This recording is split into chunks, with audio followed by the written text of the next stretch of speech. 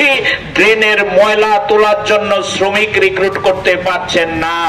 আগে যারা পাড়ায় পাড়ায় ওয়ার্ডে ওয়ার্ডে ঘুরে ম্যালেরিয়ার ওষুধ ছড়াতো, মশার লার্ভা নিয়ন্ত্রণ করার জন্য ওষুধ ছড়াতো, এই শ্রমিক নিয়োগ করার জন্য এখন পৌরসভার হাতে পয়সা নাই। ওয়ার্ড অফিসে যদি আপনি গিয়ে জিজ্ঞেস করেন ব্লিচিং পাউডার আছে কিনা, ওয়ার্ড সেক্রেটারি বলছে না, ব্লিচিং পাউডার নাই। এই হচ্ছে আজকে পৌরসভার চেহারা। আপনি যান স্বাস্থ্য দপ্তরে, একই চেহারা। ওই হাসপাতালের মধ্যে আজকেও খবরের কাগজে পড়েছেন, লজ্জায় ঘৃণায় মাথা হেড হয়ে যায়। প্রসূতি মায়ের অপারেশন করতে গিয়ে কিডনির অংশ কেটে দিয়েছেন।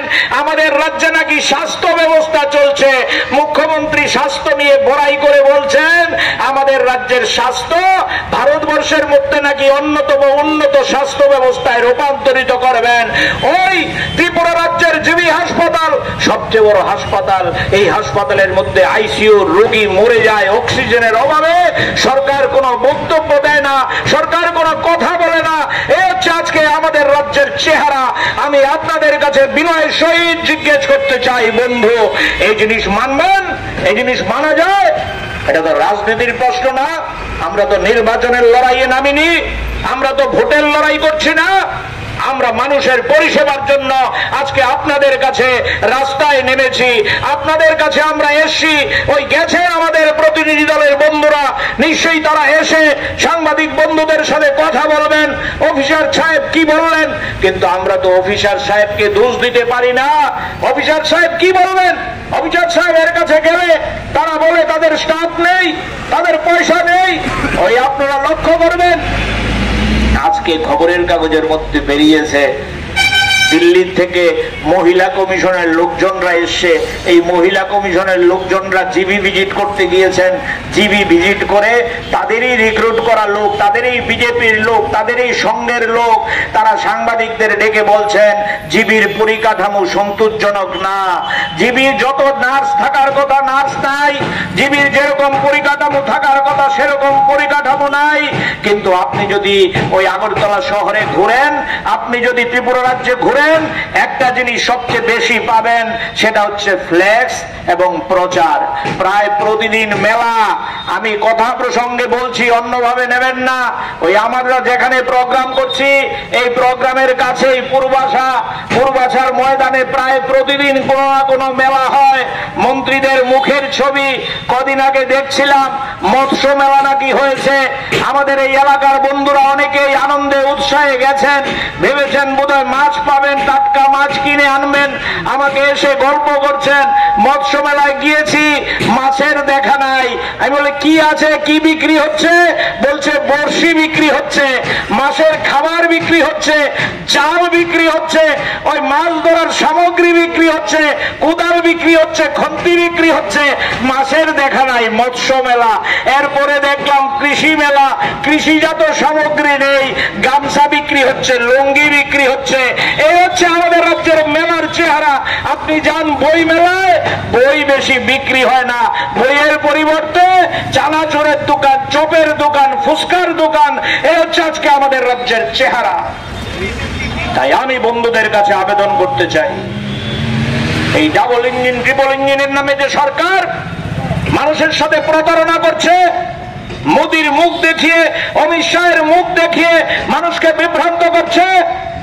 যারা বলেছিল মিস কলে চাকরি দেবে, যারা বলেছিল ওই বছরে 50,000 চাকরি দেবে, যারা বলেছিল 10,323 কে আমরা আসলে স্থায়ী সমাধান করব, যারা বলেছিল চুক্তিবদ্ধ কর্মচারীদের রেগুলার করব, যারা বলেছিল কেন্দ্রীয় হারে বেতন দেব, যারা বলেছিল ত্রিপুরেশ্বরী মন্দিরে বিনা পয়সায় প্রসাদ খাওয়াবো, যারা বলেছিল এয়ারপোর্ট থেকে বিনা পয়সায় ওই মাতার বাড়িতে টিআরটিসি গাড়িতে করে লোক নিয়ে যাবো, যারা বলেছিল বর্মরা পাহাড়ের মধ্যে ওই সেখানে বাদ দিয়ে আগরতলা শহরে ট্যুরিজম স্পট তৈরি করব, যারা বলেছিল এইমস তৈরি করব, যারা বলেছিল ব্লকে ব্লকে কলেজ তৈরি করব, ইঞ্জিনিয়ারিং কলেজ তৈরি করব, আইআইটি তৈরি করব।